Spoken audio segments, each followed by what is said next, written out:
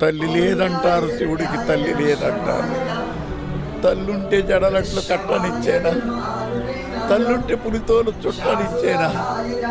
తల్లుంటే విభూతి రాయనిచ్చేనా? తల్లుంటే శ్మశానాల తిరగనిచ్చేనా? తల్లి లేదంటారు, శివుడికి తల్లి లేదంటారు. తల్లి లేని శివుడే అంతటి గరుడైతే తల్లున్న శివుడు ఇంకెంతటి గరుడు? తల్లి లేని సుకుమారుడు ఎంతమందికి గొప్పవాడైతే తల్లుంటే ఇంకెంతటి గొప్పవాడైతే